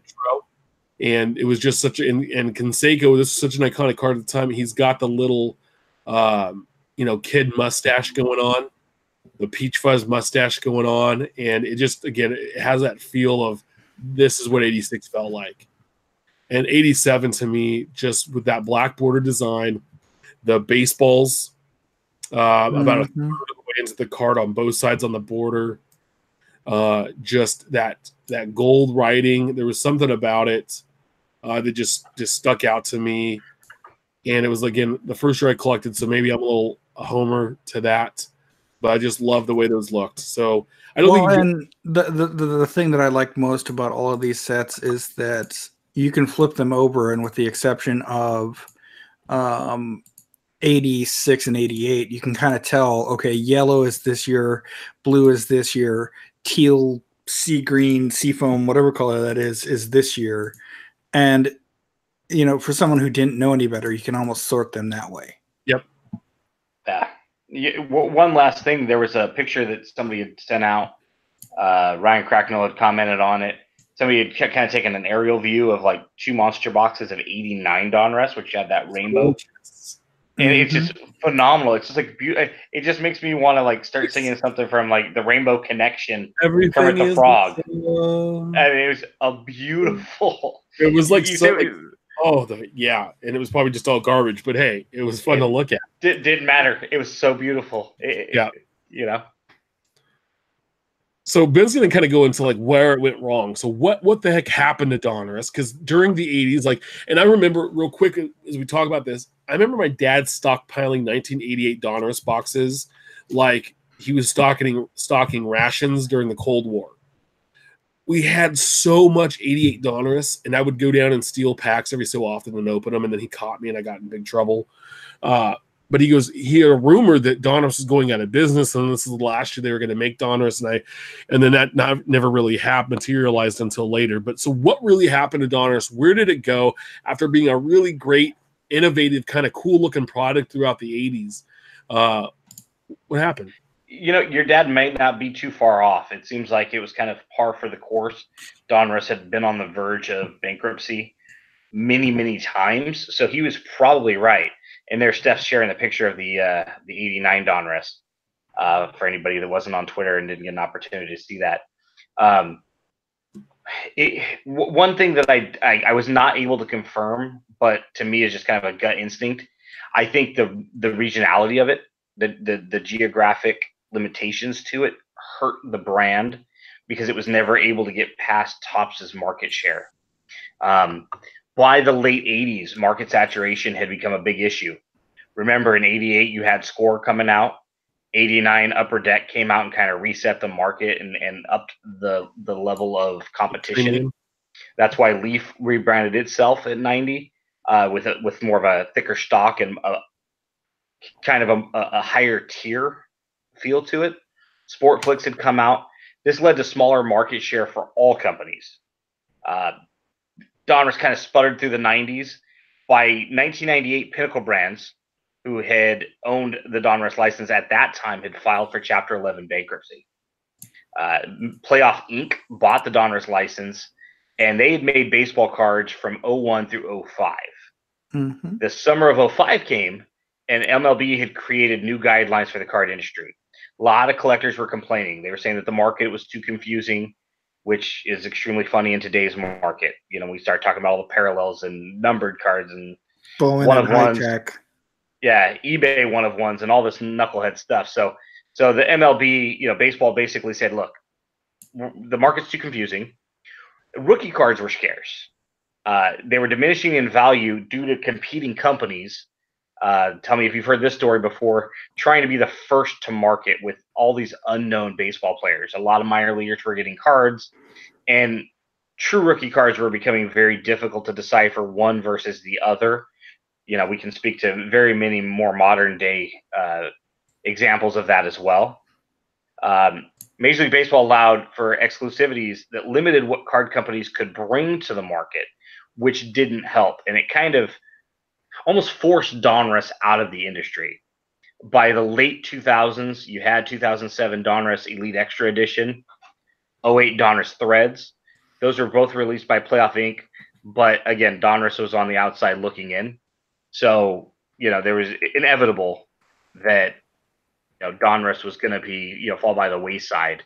And then where they're at now, in 2009, Panini Spa of Italy acquired Donruss Playoff, immediately rebranded itself as Panini America Inc., which is what we know now. Panini Spa had just acquired the exclusive license for the NBA, and they were set to release a set for the 2009-2010 season. Panini announced that only retailers would be authorized to sell their brand direct to consumer, and any retailer that was caught wholesaling would thus lose their authorization. In turn, wholesalers could only sell to retailers, and they were not allowed to sell retail, or they too would be subject to lost authorization. So it was one of those things where they're kind of like almost stay in your lane. And if I'm not mistaken, they actually set pricing to say you can only charge this price. You must charge at least this price. You must charge at least that price. Yeah, and I remember even through the a few years ago, they had a minimum price that they could sell stuff for. Right.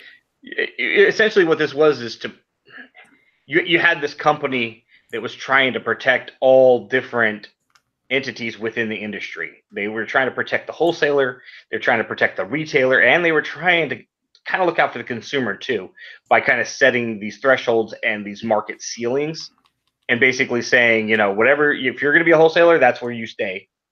That way you didn't have, the market kind of playing out. There was a lot more control. And because they controlled the license, they were really able to kind of set that tone and that direction for everybody involved. and it was really to protect profit margins and ensure a profitable future for everybody. And then here we speed up all the way from 1981 to 2019. Panini still holds the exclusive NBA license. Still similar guidelines for the most part in place. And then, of course, you can find Donruss in NBA and NFL cards, along with unlicensed MLB cards like the Donruss Diamond Kings that are coming out next week, and the Donruss base, which we just saw And about 2 Donruss weeks ago. Optic.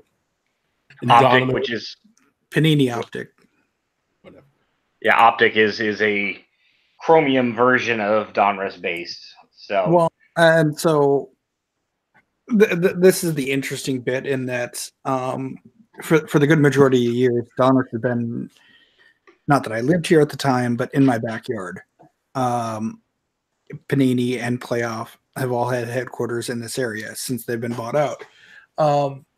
And it's definitely much more plentiful here than if I were to go anywhere else.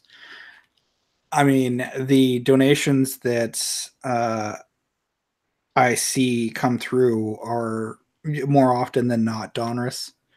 Or, you know, if someone goes to a shop and says, hey, I don't want these anymore, congrats, they're now yours. 90% of them are Donruss.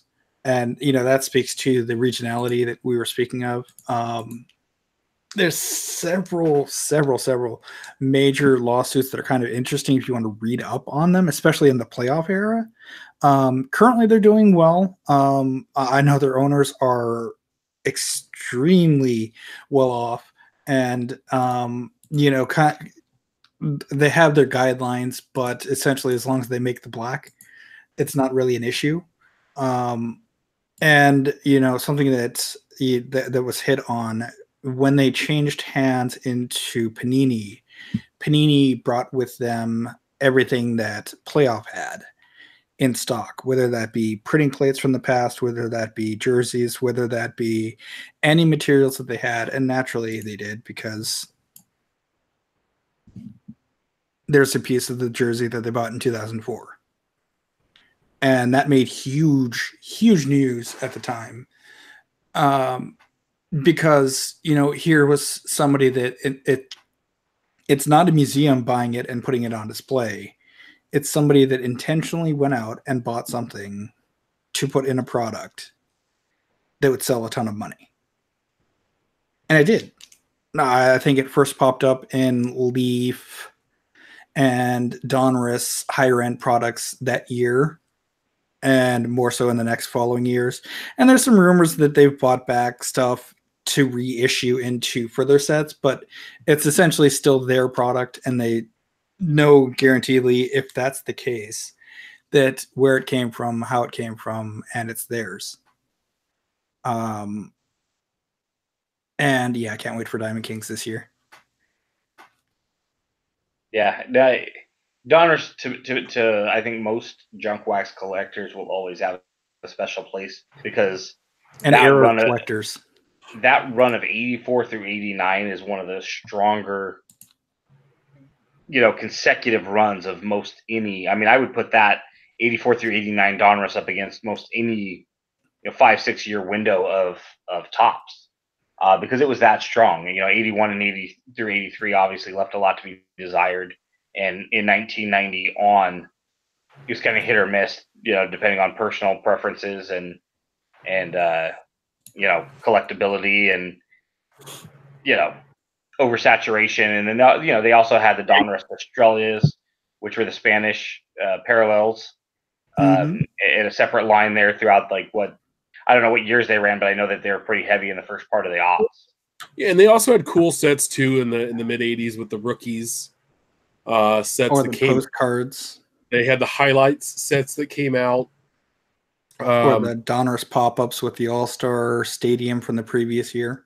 A lot of oversized cards, the Donruss jumbos that they did for a couple years in the late 80s. I did, and I also think the strike in '94 really hurt. It really hurt baseball, really hurt card collecting, because that, you know, Ben, that's our generation, and that's as we were entering high school, and, you know, a lot of things changed. It was just kind of like a perfect storm of things. You know, you're collectors through that whole junk wax era. Now we're adults, or, you know, being young adults, and they weren't using the strike happened and it killed a sport, and we kind of moved on for a decade or two, and before he came back. You take Dad Scheffler's perspective. I think he was right, but he was a few years too early without knowing financials of the late 80s. Obviously, Donruss struggled all throughout the 90s. You take a fledgling company that kind of was on their back heels and off balance from 1981 on, struggling because of the regionality of it and the geographics, and there's certain demographics that never got the product. And by 1994, you're probably right. There's some truth to the fact that you take a company that just couldn't quite cut it and was always kind of struggling to find their footing, and then you sweep the rug right out from under them, and then a couple of years later they go bankrupt. Yeah, it seemed like they were destined to go bankrupt from 1981 on. It just caught up to them by 98.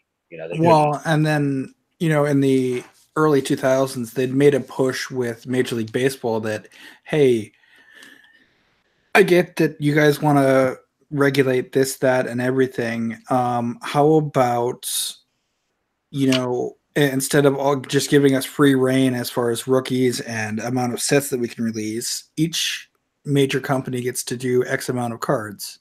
And, it will follow your guidelines, whatever you decide to set on, and we'll follow that. And hopefully the three of us can do well again.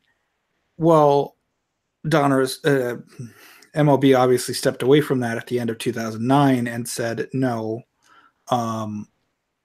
Topps is our main brand. It's going fine. It's going great. That's the one company that we trust. Now, the Players Association is obviously free to do as they please. And that's where Panini comes back in. Yeah. And I know they're making strong pushes to get another license, or at least to go share a license, which I think would be interesting, because really that's everyone's kind of, I don't want to say that it's unfounded because it is a complaint, but it's not something that they can help. The no logos. And unfortunately, that's how they have to get it around it.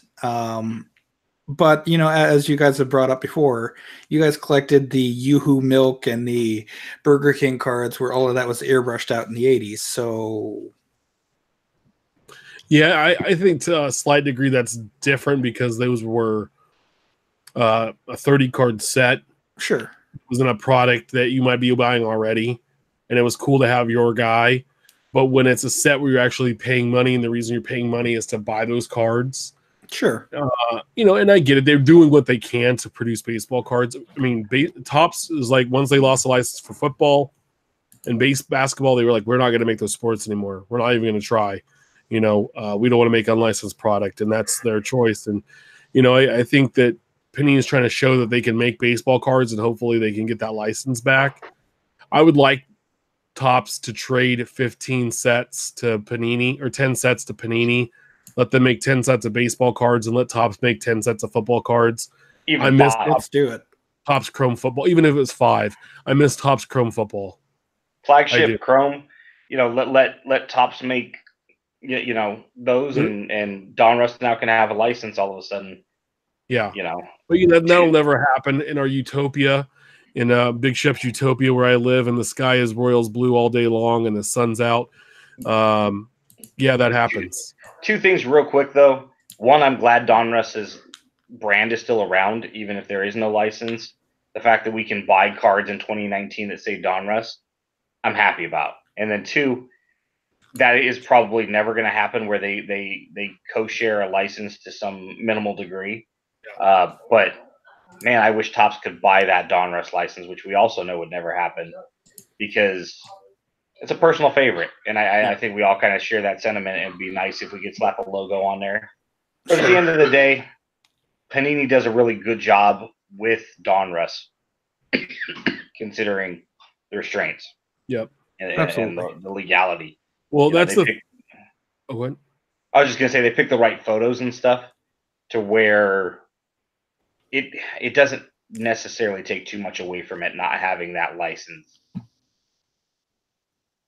Yeah. But it's personal preference. Collect what you like, kind of a thing. And I know Donruss is always going to get kind of a, redheaded stepchild, so to speak, that most people aren't going to like it. But well, I think part of it is that they're harking back and they're almost doing an archive / heritage set every year versus making something new out of it and not having those be like an insert or a parallel.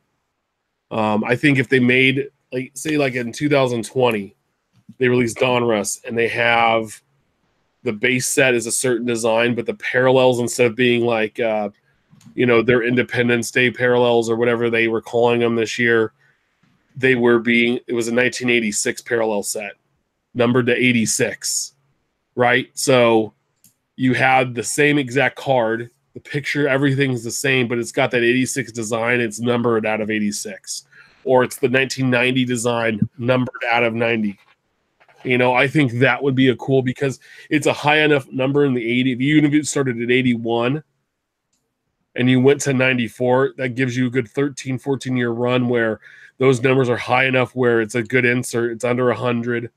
And maybe that's something that they could think about. I don't know. I would be a little more excited, right? To collect that parallel. If they stick to what is 1975 Topps is going to be 2024 for Heritage. Yep. So if Donruss sticks to that too, not only are you going to get 1975 Topps design on Heritage, dude, you'd get 1990 Donruss that same year, bro. Oh, same year. You got to take it's like the facts of life. You take the good, you take the bad. That's why you have me, and that's why we have you on the show. The good, the bad. Right. Yeah. And the collective ugly. Well, so if Ben's the bad and I'm obviously the good, what's that make Tim? Well, you've seen the movie, right? That's all right. So that's our first dive in the hobby history lesson. I'm not quite sure. I think we might be doing Fleer next time at the beginning of April, so we will see. But remember, we're live every Wednesday at 8 p.m. Pacific time on YouTube at 8 Central or 10 Central. Make sure to subscribe and review our show on iTunes, Stitcher, and YouTube. You can always follow us at About the Cards. You can always follow Ben at Our Trading Cards. Follow Steph at Junk Wax Twins, and follow me at Big Shep 79. Guys, anything before we head out tonight? No, nothing at all. No, I'm good. I think that was a fun look at the Donruss. I think we went a little longer than I expected tonight, but we had some big topics there at the end. Yes, the Royals are in last place, but it was fun, and that's the one time the Twins will be in first this year, guys. They're going to win the division. No, they're not. They're going to fall apart. I said that a long time ago. So, well, on that sad note, we are going to end the show tonight. Everybody, will see you next week, and share your stories and what's going on in the collecting hobby with us on Twitter, and we'll see you then. Yep. Later. See you guys next